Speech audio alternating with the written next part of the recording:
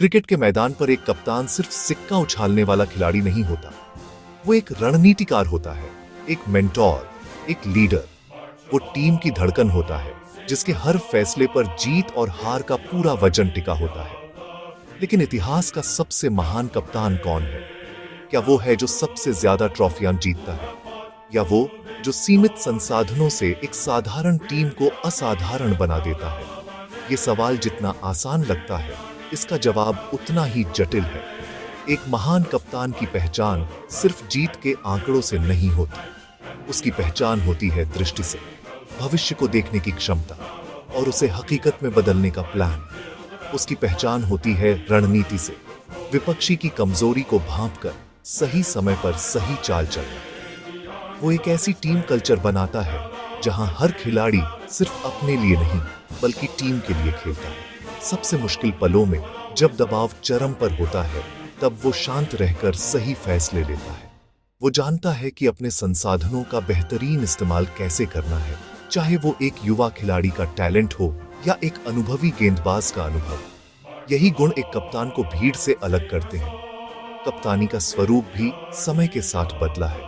70 और 80 के दशक में जब टेस्ट क्रिकेट का बोलबाला था, कप्तानी धैर्य और दृढ़ता की परीक्षा थी। 90 के दशक में वनडे क्रिकेट की क्रांति ने कप्तानी में आक्रामकता और नई रणनीतियों को जन्म दिया। और फिर आया T20 का तूफानी युग, जिसने कप्तानों को हर गेंद पर सोचने और पलक झपकते ही फैसले लेने पर मजबूर कर दिया। हर दौर ने अपने अपने हीरो पैदा किए, जिन्होंने कप्तानी की परिभाषा को हमेशा के लिए बदल दिया। इस सफर की शुरुआत करते हैं क्लाइव लॉयड से। 1970 के दशक में उन्होंने वेस्टइंडीज की बिखरी हुई टीम को एक अजेय सेना में बदल दिया। उनकी रणनीति सीधी थी, लेकिन घातक। 4 खतरनाक तेज गेंदबाजों का इस्तेमाल करके दुनिया की हर बल्लेबाजी लाइनअप में खौफ पैदा करना। उन्होंने अपनी टीम को एक पहचान दी, एक गर्व दिया। हालांकि उनकी एक चुनौती ये रही कि वो अगली पीढ़ी के लीडर्स को तैयार करने में उतने सफल नहीं हो पाए, जिससे वेस्टइंडीज क्रिकेट का सुनहरा दौर उनके बाद ढलान पर आ गया। फिर आते हैं कपिल देव। 1983 का वर्ल्ड कप, जब भारत एक अंडरडॉग टीम थी। किसी ने सोचा भी नहीं था कि यह टीम चैंपियन बन सकती है, लेकिन कपिल के पास एक चीज थी, अटूट विश्वास।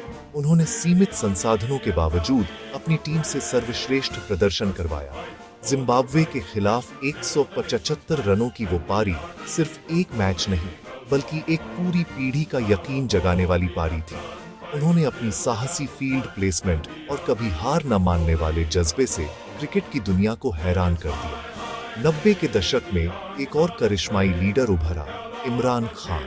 1992 वर्ल्ड कप में पाकिस्तान की टीम लगभग बाहर हो चुकी थी, लेकिन इमरान ने अपनी टीम को कॉर्नर टाइगर्स की तरह लड़ने के लिए प्रेरित किया। उन्होंने वसीम अकरम और वकार यूनुस जैसे युवा गेंदबाजों को खुली छूट दी और उनका सर्वश्रेष्ठ बाहर निकाला।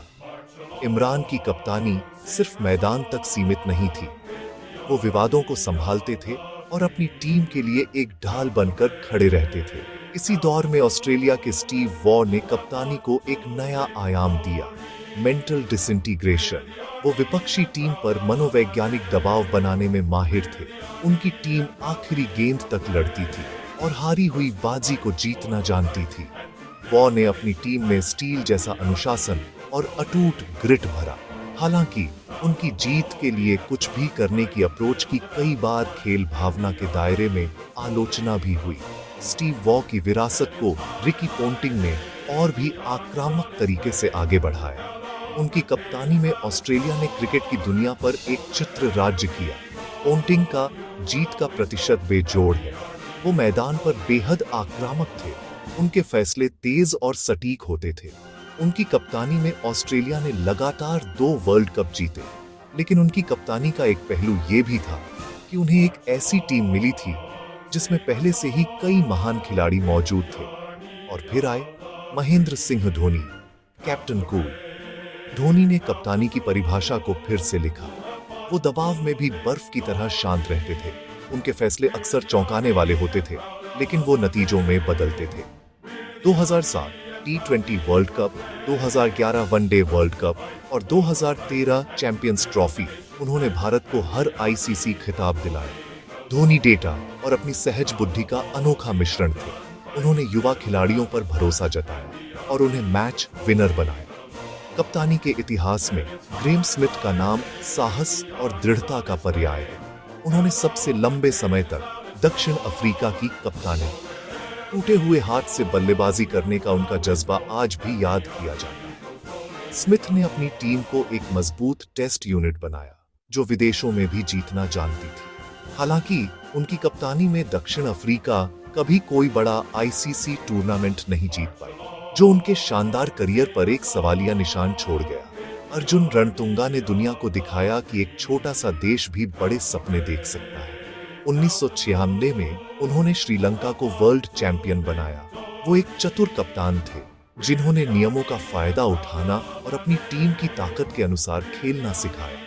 उन्होंने अपनी टीम के खिलाड़ियों को बाहरी दबाव से बचाया और उन्हें निडर होकर खेलने की आजादी दी, जिससे श्रीलंका क्रिकेट की एक नई पहचान बनी। आधुनिक क्रिकेट में इयोन मॉर्गन ने सफेद गेंद की कप्तानी में क्रांति ला दी।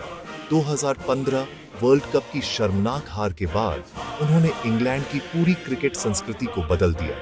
उन्होंने एक ऐसी टीम बनाई जो निडर, आक्रामक और इनोवेटिव थी। डेटा और इंटेंट पर आधारित उनकी सोच ने इंग्लैंड को 2019 में उसका पहला वनडे वर्ल्ड कप जिताया। मॉर्गन ने दिखाया कि कैसे एक स्पष्ट विजन से पूरी टीम का कायापलट किया जा सकता है। और इस लिस्ट में केन विलियमसन का जिक्र जरूरी है। वो आधुनिक क्रिकेट के जेंटलमैन कप्तान हैं। उनकी कप्तानी में आक्रामकता नहीं, बल्कि शांत और सटीक रणनीति दिखती है। उन्होंने न्यूजीलैंड की टीम को खेल भावना और कड़ी प्रतिस्पर्धा का प्रतीक बनाया। उनकी लीडरशिप में ही न्यूजीलैंड ने पहली वर्ल्ड टेस्ट चैंपियनशिप जीती, जो उनकी शांत लेकिन प्रभावी कप्तानी का सबसे बड़ा सबूत है। कप्तानी की ये महान विरासत सिर्फ पुरुषों के क्रिकेट तक सीमित नहीं है। महिला क्रिकेट में भी मिताली राज जैसी लीडर हुई हैं, जिन्होंने 2 दशकों तक भारतीय टीम को अपने कंधों पर संभाला। हरमनप्रीत कौर की आक्रामक कप्तानी ने टीम में एक नई ऊर्जा भरी है। और ऑस्ट्रेलिया की मेग लैनिंग, जिनकी रणनीतिक सूझबूझ और लगातार ट्रॉफियां जीतने की क्षमता उन्हें इस खेल के महानतम कप्तानों में से एक बनाती है। महानता सिर्फ बड़ी टीमों में ही नहीं मिलती। अफगानिस्तान और नेपाल जैसे उभरते हुए देशों के कप्तानों को देखिए। सीमित संसाधनों, कम सुविधाओं और अनगिनत चुनौतियों के बावजूद वो अपनी टीमों को विश्व मंच पर एक पहचान दिला रहे हैं। उनका नेतृत्व सिर्फ क्रिकेट नहीं, बल्कि उम्मीद और प्रेरणा की कहानी है। तो क्या हम सिर्फ आंकड़ों से सर्वश्रेष्ठ कप्तान चुन सकते हैं? जीत का प्रतिशत, घर और बाहर का रिकॉर्ड, नॉकआउट मैचों में प्रदर्शन, ये सब जरूरी है, लेकिन पूरी कहानी नहीं बताते। एक कप्तान की असली परीक्षा तब होती है जब वो एक औसत टीम को चैंपियन बनाता है, या जब वो हार के जबड़े से जीत छीन लाता है। आंकड़े हमें क्या हुआ ये बताते हैं, लेकिन कैसे और क्यों हुआ ये एक कप्तान की विरासत बताती है। कप्तान बदलते हैं, युग बदलते हैं, जर्सियां बदलती हैं, लेकिन एक चीज नहीं बदलती, लीडरशिप का साथ। क्लाइव लॉयड का खौफ, कपिल का विश्वास, इमरान का करिश्मा, धोनी का धैर्य और विलियमसन की शालीनता। हर कप्तान अपनी एक छाप छोड़ जाता है। उनकी दृष्टि आने वाली पीढ़ियों को राह दिखाती है। तो फिर सर्वश्रेष्ठ कप्तान कौन है? शायद इसका कोई एक जवाब नहीं है, क्योंकि सर्वश्रेष्ठ कप्तान वो नहीं जो सिर्फ ट्रॉफी जीतता है। सर्वश्रेष्ठ कप्तान वो है जो एक टीम को परिवार बनाता है, जो खिलाड़ियों को सिखाता है कि वो अपनी क्षमता से कहीं ज्यादा हासिल कर सकते हैं, वो जो टीम को अपने आप से बड़ा बना दे। यही है असली विरासत, यही है एक महान कप्तान की सच्ची पहचान।